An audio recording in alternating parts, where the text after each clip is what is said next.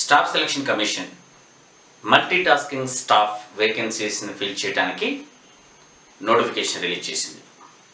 వాళ్ళు ముందుగానే చెప్పినట్టుగా notification as per date release చేశారు. వివిధ కేంద్ర ప్రభుత్వ మినిస్ట్రీసు, ప్రభుత్వ సంస్థలు మొదలైనవి దేశవ్యాప్తంగా వివిధ రాష్ట్రాల్లో, యూనియన్ టెరిటరీలో ఉన్నటువంటి ఆఫీసుల్లో ఈ మల్టీ టాస్కింగ్ స్టాఫ్ MTS వేకెన్సీస్ని భర్తీ చేస్తారు.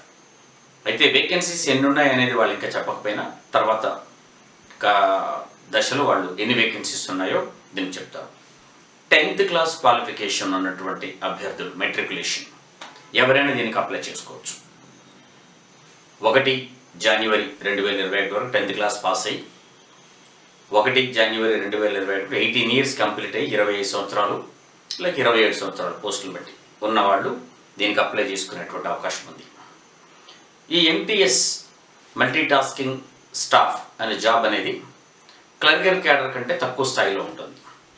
వివిధ సంస్థలు ఈ కార్యక్రమాల్లో వాటర్ బాయ్ కావచ్చు, ఫైల్ని ట్రాన్స్పోర్ట్ చేసుకోవడం కావచ్చు, ఇటు అటు తీసుకెళ్ళి కావచ్చు, ఫోటో కాపీయింగ్ మిషన్ ఆపరేట్ చేయడం కావచ్చు, ఇలాంటి వేరియస్ జాబ్స్ని ఒక జాబ్ కోసం పరిమితం చేయకుండా వివిధ మల్టీ టాస్కింగ్ వాళ్ళు రకరకాల పనులని క్లరికల్ క్యాడర్ కంటే తక్కువ ఉండేటువంటి పనులన్నిటి కూడా ఉంటాయి, వీళ్ళు చేయాల్సి ఉంటుంది.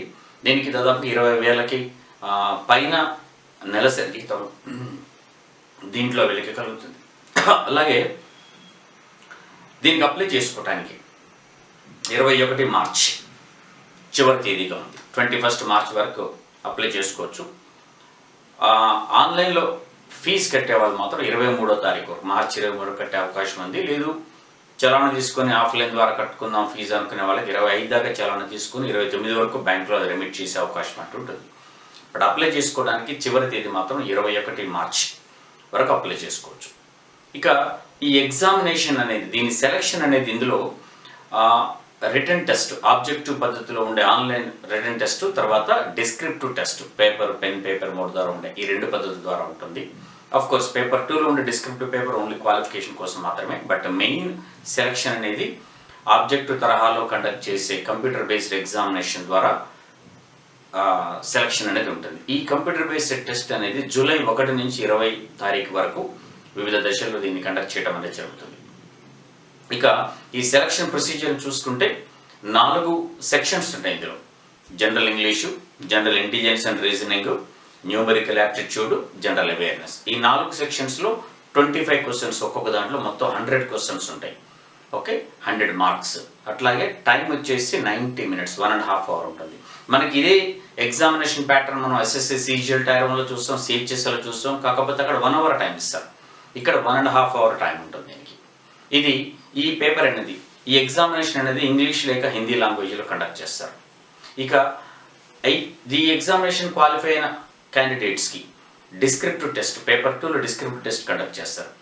ఎస్ఏ రైటింగ్ కానీ లెటర్ రైటింగ్ అని ఉంటుంది. అది హిందీ ఇంగ్లీషే కాకుండా దేశంలోని 8th షెడ్యూల్లో పేర్కొన్న లాంగ్వేజ్ రికగ్నైజ్ చేసిన ఏ లాంగ్వేజ్లోనని చెప్పి వాళ్ళు రాసుకోవచ్చు. అంటే తెలుగులో కూడా రాసుకునేటువంటి అవకాశం ఉంది. అది కేవలం క్వాలిఫైయింగ్ కోసం మాత్రమే. ఒక లెటర్ రైటింగ్, ఎస్ఏ రైటింగ్ 50 మార్క్స్కి ఉంటుంది. ½ అవర్ టైం ఇస్తారు దానికి, రాసుకోవాల్సి ఉంటుంది. దాని యాక్చువల్గా మార్కులు అనేది క్వాలిఫైయింగ్ కోసం మాత్రమే కన్సిడర్ చేస్తారు. ఒకవేళ పేపర్ 1లో ఎవరికైనా ఈక్వల్ మార్కులు వచ్చిన సందర్భంలో ఈ మార్కులను మాత్రం కన్సిడర్ చేసే అవకాశం ఉంటుంది. ఇది ఉండేది. సో పేపర్ 1 అనేది ఇందులో చాలా ముఖ్యమైనది. సో ఇది గమనిస్తే మనకి ఎగ్జామినేషన్ రాయడానికి దాదాపుగా 5 నెలల టైం అనేది వీళ్ళకి ఎట్లా ఉంది. సో 5 నెలల టైంలో కంఫర్టబుల్గా ప్రిపేర్ అయ్యి రాసుకునేటువంటి అవకాశం ఉంది. ఇది MTS అంటే కేవలం 10th క్లాస్ కంప్లీట్ చేసుకున్నటువంటి క్యాండిడేట్స్ మాత్రమే రాస్తారనుకోవడం పొరపాటు. ఆల్రెడీ CGL రాస్తున్నటువంటి వాళ్ళు, CHSL రాస్తున్నటువంటి వాళ్ళు, అదర్ ఎగ్జామినేషన్స్ రాసే వాళ్ళు కూడా దీన్ని రాసేటువంటి అవకాశం ఉంది. కేంద్ర ప్రభుత్వ ఉద్యోగం కావడం ఒకటి. ఓకే, సో 20,000 పైగా నెలసరి శాలరీ ఉంటుంది కాబట్టి వాళ్ళకి ఇది ఎక్కువ మంది బాగానే రాసేటువంటి అవకాశం ఉంటుంది. బట్ చాలా తక్కువ స్థాయిలో ఈజీగా ఉండేటువంటి ఎగ్జామినేషన్, చాలా తేలిగ్గా ఉంటుంది ఎగ్జామినేషన్. మీరు పేపర్లు చూస్తే కూడా అర్థమవుతుంది, చాలా తక్కువ స్థాయిలో ఉంటుంది. సో టెన్షన్ పడాల్సిన అవసరం లేదు. సో బేసికల్గా వాళ్ళకి అర్థమెటిక్ ఎబిలిటీస్ అని చూసుకోవచ్చు. జనరల్గా ఉండే arithmetic, percentages, averages, ratios, profit and loss, simple interest, compound interest, okay, time and distance, time and work, ఇలాంటి simple questions, basic level questions అర్థమెటిక్లో. అలాగే రీజనింగ్లో కూడా నాన్ వెర్బల్ రీజనింగ్ నుంచి క్వశ్చన్స్ ఎక్కువగా ఉంటాయి.